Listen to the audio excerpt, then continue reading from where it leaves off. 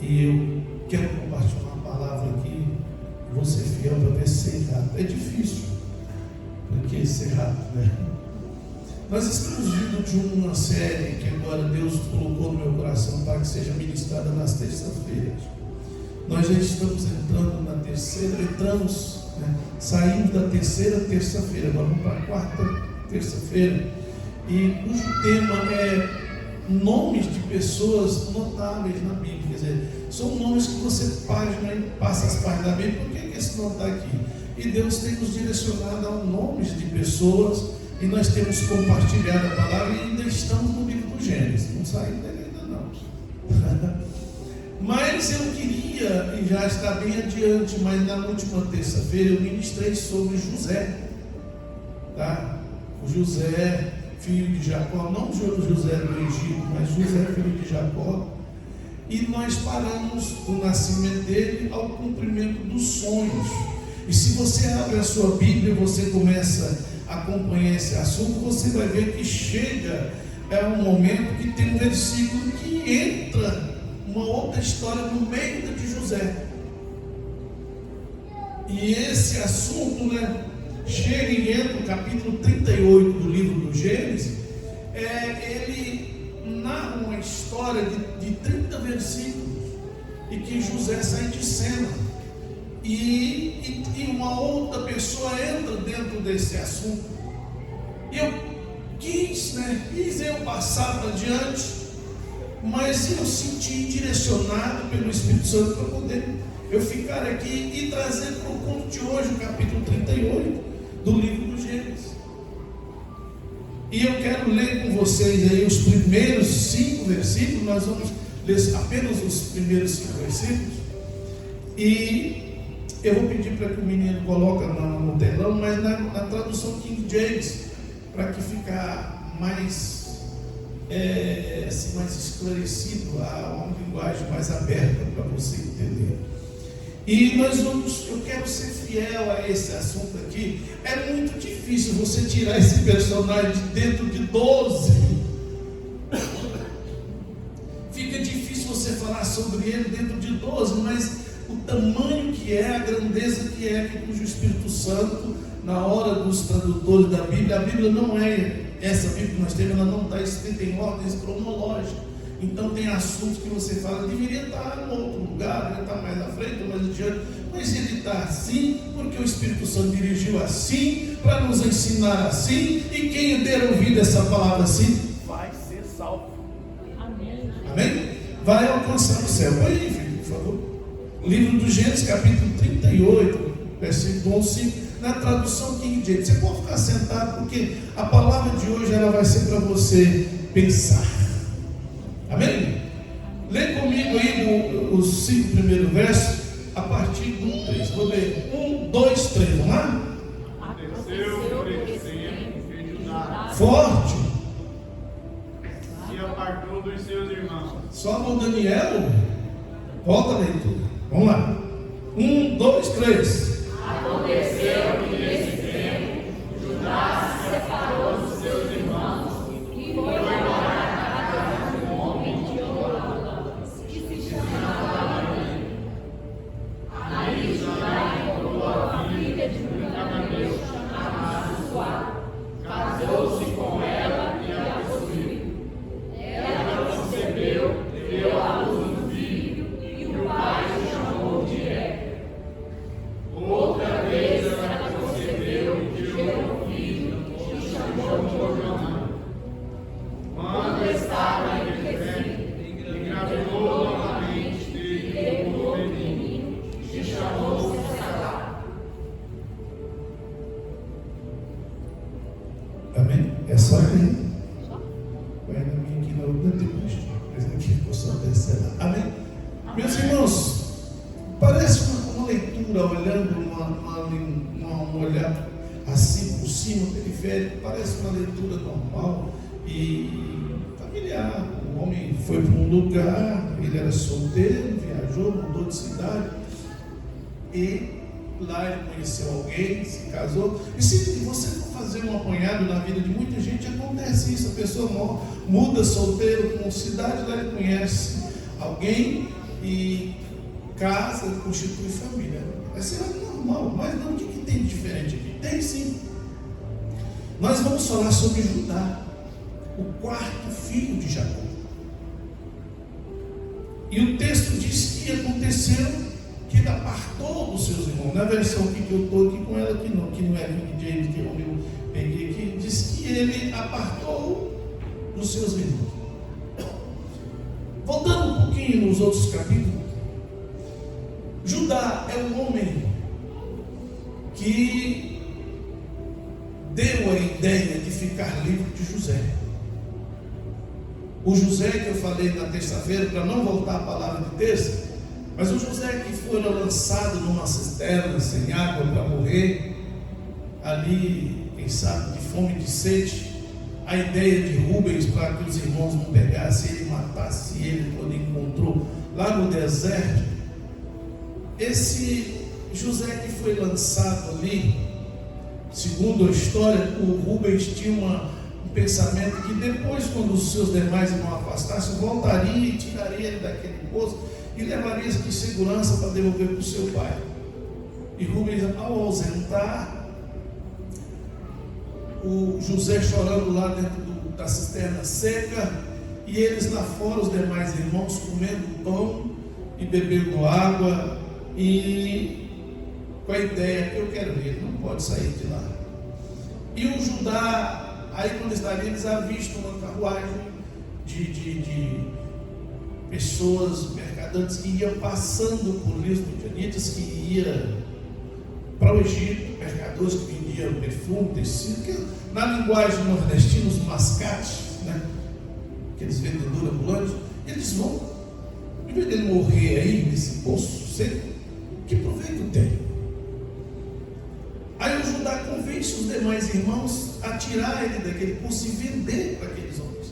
Eles vão para o Egito, levam ele e a gente fica livre dele. Não precisa derramar sangue. Parecia uma ideia bacana, e tanto é que ele convenceu os demais irmãos a fazer isso. Foram lá, pararam os homens que estavam passando e fizeram uma proposta para ele: nós temos uma mercadoria para te vender. E foram lá e tiraram o José, amarraram e levou e vendeu por 20 moedas de prata. Enquanto isso, o José que sai do poço, pensando no poço, da cisterna seca, pensando ser socorrido pelos seus irmãos, agora ele vê seus irmãos o vendendo. E na ideia de Judá fica livre. E agora aqueles homens amarram ele como escravo e vai embora, puxando ele estrada fora, e ele gritando: socorro, não faz isso, me solta. E gritava para o nome de fulano, de Simeão, de Rubens não estava lá, e dos demais irmãos, e ninguém o socorreu, até que perdeu de vista. E o texto diz que depois desse tempo aconteceu que Judá não teve mais condições de continuar com os irmãos, porque a consciência não lhe deixava em paz.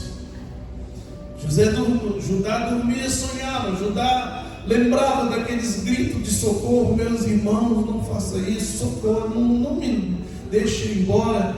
E Judá não teve mais sossego, não dava mais para olhar para os seus irmãos, para conviver agora, conduzindo o rebanho do seu pai, porque vinha na sua mente: eu sou o responsável de ter mandado José para longe, criar uma história de mentira e mentir para o seu pai que José fora comido por uma fera, e devolver a capa que eles tirou forçadamente do José e matou um cabritinho.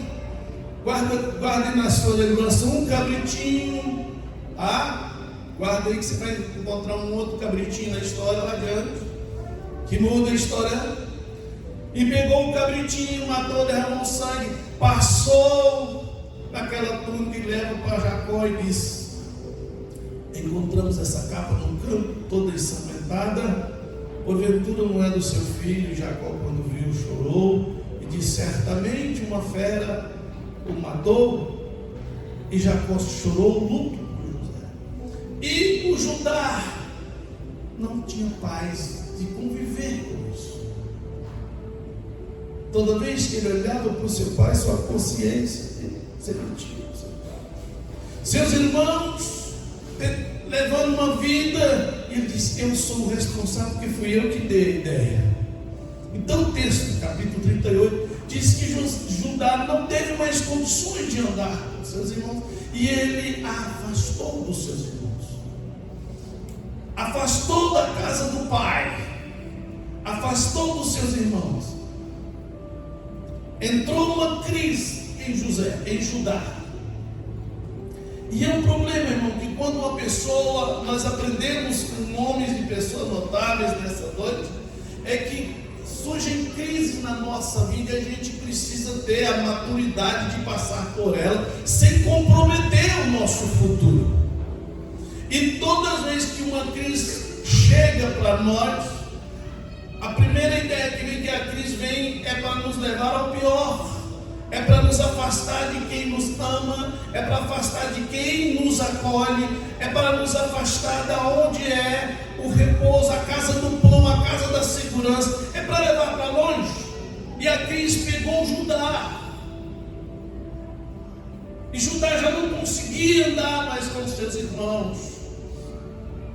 E diz o texto que ele desceu, e ele foi e hospedou, foi lá para a terra de Adulam, foi se encontrar com a Adulamita, arrumou um amigo, Adulamita. E é sempre assim: quando a crise bate em alguém que deixa a casa do pai, que deixa a casa do pai, a casa do Senhor, a companhia dos irmãos, ainda que seja uma companhia difícil de conviver, cada um tem um estilo e tem discórdia e tudo, mas ainda é a casa do pai, ainda é nossos irmãos. Amém. Glória a Deus. Mas aí a tendência é, quando afasta, tem um amiguinho lá de fora, de uma outra cultura, de um outro ensinamento, um amiguinho que compartilha suas ideias. E Judá arrumou um amigo, esse moço por nome de Ira, e lá ele foi habitar. Mas como é sempre assim, quando sai uma coisa puxa a outra. Presta atenção aqui na palavra que Deus fala com você nessa noite. Eu quero toda a atenção de vocês aqui nessa noite, por favor. Judá conhece uma moça, longe, um amor nasce, simpatizou, e ele casa com essa moça de uma outra religião, de uma outra cultura, outros costumes que não tinha nada a ver, com todos os defeitos, né, que ele tinha, do seu povo tinha, dos seus irmãos tinha. A mulher com quem ele casa não tinha nada a ver com eles. É assim: sai da casa do Senhor, encontra alguém lá fora, de uma outra cultura, se desvia, afasta, casa, constitui família. E aí nós vemos que ele casou com essa mulher que tinha por sobrenome Suá. Aqui que teve Suá, uma outra versão de Sua. Aqui que teve um acentozinho, ficou o nome de Suá, o nome daquela mulher. E casou-se com ela e teve um filho. O primeiro filho veio e ele colocou o nome dele de Er. Veio o segundo filho e ele colocou o nome de Onã.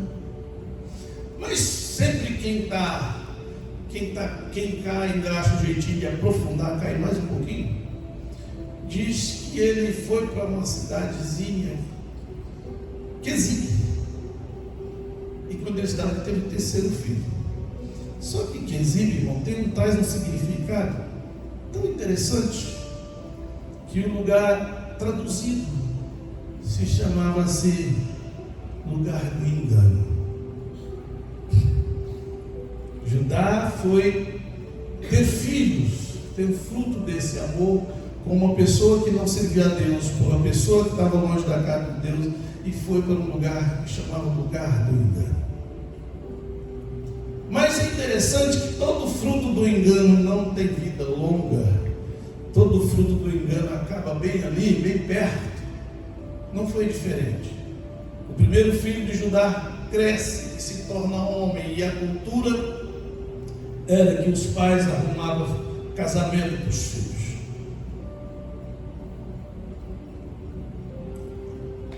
E Judá arruma uma moça da terra, também distante de Deus, uma vida totalmente fora de Deus, para casar com seu filho mais velho, chamado Er.